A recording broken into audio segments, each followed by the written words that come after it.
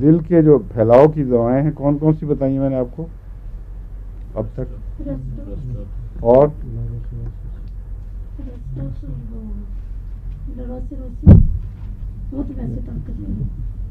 اسپونجیا، ابھی تو بتا رہا ہوں اسپونجیا. اس کے علاوہ ایک دوا ہے کالمیا. کالمیا بھی مفید ہے اس میں.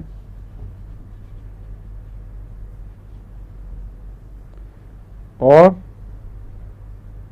ایک ایسی دوا ہے جو پہلے آپ پڑھ چکے ہیں، ناجا. اور ایک دوا ہے جو یاد نہیں تھی، میں نے نوٹ دیکھا تو یاد آئی ہے، سیپیا. سیپیا کے متعلق بھی بتایا جاتا ہے کہ وہ دل کے پھیلنے میں اگر علامتیں ملتی ہوں تو مفید ہے.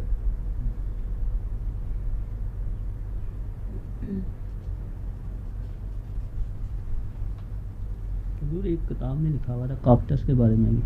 کیا؟ کیکٹس کے بارے میں بھی کہ یہ بھی دل کیکٹس؟ ہاں جی کیکٹس. کاکٹس کہہ رہے تھے آپ؟ کیکٹس. کیکٹس کی ایک خاص علامت ہے، اس سے وہ پہچانا جاتا ہے. اس پہ یوں لگتا ہے کہ یوں پکڑ لیا کسی چیز نے، وائس میں آ گیا ہے. تو شکنجے میں جکڑا جائے دل اور یہ احساس ہو کہ ایک دم کسی ہاتھ نے یوں جکڑ لیا دل کو، تو وہ کیکٹس کی خاص علامت ہے. اس کو مد نظر رکھیں، جب بھی کیکٹس کی ضرورت پڑے گی اسی سے پہچانا جائے گا. سمجھے؟ کلکیریا فلاد کھانے سے جو فیٹ وہ میلٹ ہوتی ہے اس کا اثر دل پہ آتا ہے. وہ مجھے ایسا محسوس ہو رہا تھا تو میں نے یہ. اب کلکیریا کا آپ کھا رہے ہیں؟ جی کھا رہے ہیں جی. تو اس کی وجہ سے کچھ محسوس ہو رہا تھا تو میں نے کیکٹس کھائی تو پھر شاید اس کی وجہ سے ٹھیک ہو، پتہ نہیں آیا. نہیں، میرا تو خیال ہے کوئی چیز بھی جو کمزوری پیدا کرتی ہو اس سے دل پہ بعض دفعہ کمزوری کا احساس ہو جاتا ہے. یہ جو فیوکس ہے وہ براہ راست دل کے پر حملہ نہیں کرتی، وہ جس کو پتلا کرتی ہے اس کے دل کو تکلیف پہنچتی ہے. تو اگر ریٹ آف کیٹابولزم اینابولزم سے بڑھ جائے، یعنی جسم کے گھلنے کا اور فیٹس کے انرجی میں تبدیل ہونے کا ریٹ یا رفتار اس کی بلڈنگ کی رفتار سے بڑھ جائے تو کسی حد تک تو ٹھیک رہتا ہے. جب زیادہ تیز رفتار ہو جائے تو پھر دل کے اوپر کمزوری کا احساس ضرور ہوتا ہے. عام طور پر رمضان میں نہیں ہوتا. اس کی وجہ یہ ہے کہ عام بھوک سے جو کمزوری ہوتی ہے، درمیانے درجے کی بھوک، وہ دل پر برا اثر نہیں ڈالتی. ویسے ہی بھوک کی اپنی کمزوری ہے جو دل کی نہیں سارے جسم کو محسوس ہوتی ہے. لیکن جب آپ دواؤں کے ذریعے اس ریٹ کو تیز کرتے ہیں تو وہ ایک اور چیز ہے، وہ یہ چیز نہیں ہے. مثلا بھوک میں کیٹابولزم بڑھتا نہیں بلکہ کم ہوتا ہے. یہ آپ کو فرق سمجھا رہا ہوں کہ آپ یہ نہ سمجھیں کہ روزہ بھی وہی چیز ہے. میٹابولزم جس کو کہتے ہیں اس سے مراد یہ ہے کہ خون کا یا انرجی کا جسم کے مادے میں تبدیل ہونا، اور کیٹابولزم کہتے ہیں اس مادے کا دوبارہ انرجی یا طاقت میں تبدیل ہونا. جو لوگ زیادہ کھاتے اور کم ورزش کرتے ہیں ان کو خدا تعالیٰ نے جو زیادہ طاقت کا موقع دے دیا ہے، وہ ساری طاقت استعمال نہیں کر سکتے تو بعض دفعہ وہ ویسٹ ہوتی ہے. وہ اور طریقے ہیں، لیکن بسا اوقات چربی میں ریزرو کے طور پر اس کو تبدیل کر دیا جاتا ہے، اور لیور اس میں بہت اہم کردار ادا کرتا ہے. تو ایکسٹرا توانائی جو روزمرہ کے خرچ سے بچ رہی ہے اس کو پھینکنے کی بجائے اگر آپ کسی فارم میں سٹیک کر کے ڈیپ فریز کر کے رکھ لیں تو یہی نظام ہے جو آپ کی چربی پیدا کرتا ہے. اور چربی توانائی کی سب سے طاقتور شکل ہے.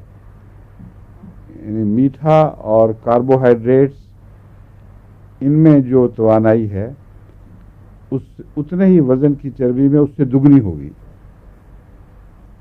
اس لیے میٹ یا روٹی ان کی توانائی کا جو فارمولا وہ بالکل ایک ہے.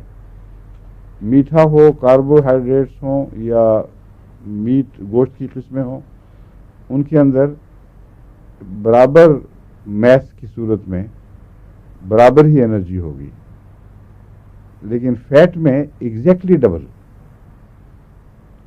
تو یہ بھی خدا کی شان ہے، سب ڈیزائنز ہیں اللہ کے، کہ جب سٹوریج کرنا ہے تو اس میں تھوڑی جگہ میں زیادہ سٹوریج کی ضرورت پیش آتی ہے، اس لیے وہ میٹیریل دیا جس میں ڈبل انرجی سٹور ہو جاتی ہے.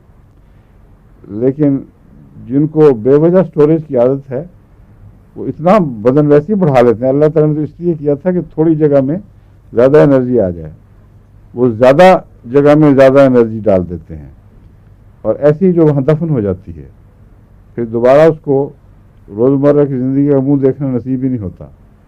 وہ چربی گھلے تو وہ انرجی کام آئے نا. تو وہ انرجی دفن کرنے کا بھی ایک طریقہ لوگ جانتے ہیں، ورنہ نارملی چربی وقت ضرورت کام آتی ہے ہمارے، جب ہم روزہ رکھتے ہیں اور بھوک پڑتی ہے تو کام آتی ہے. یہ جو سسٹم ہے اس میں کیٹابلزم میں نے آپ کو سمجھایا نا.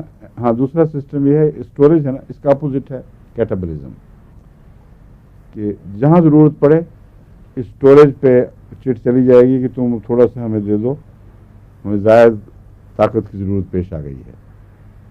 تو وہاں سے پھر باقاعدہ اسٹور کیپر ہوتے ہیں، یوں تو نہیں کہ آنکھیں بند کر کے خود بخود گھل جائے، باقاعدہ پرمیشن ملتی ہے. وہ ایسے سیلز ہیں بنے ہوئے جو پیغام لے کے جاتے ہیں وہاں، اور جتنی ضرورت ہے اتنی ہی انرجی کو کہتے ہیں تم پگھل جاؤ اور فنا ہو جاؤ، انرجی میں تبدیل ہو جاؤ، تاکہ یہ نظام حیات ہے یہ اس کو سپورٹ ملے.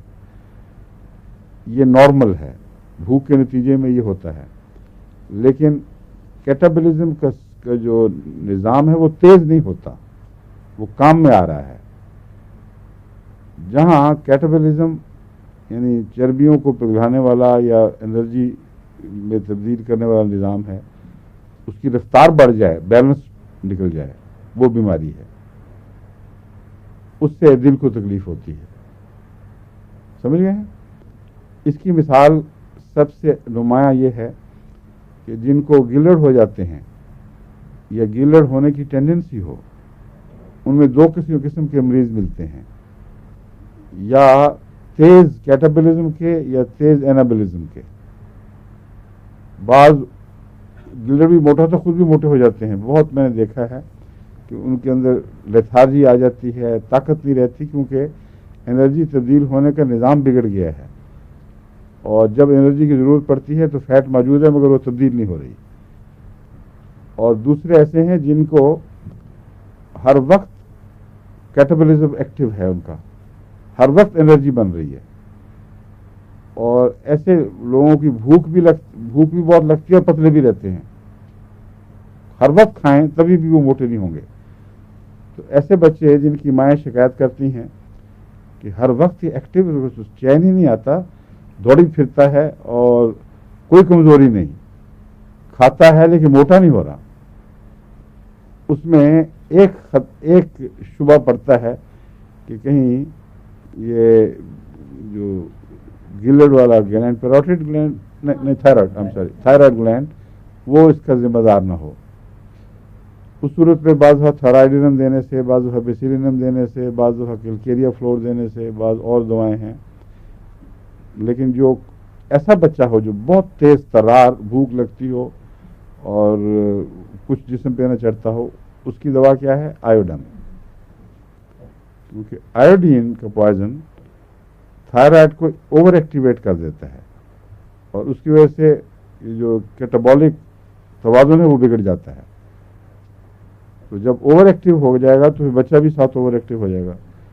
وہ جب سست پڑ جائے گا تو اس کو پھر تھائرائڈین باہر سے کیپسولز کی صورت میں یا گولیوں کی صورت میں دیتے ہیں، تاکہ اس کی جو روزمرہ کی سپلائی ہے اس کا سپلیمنٹ جاری رہے.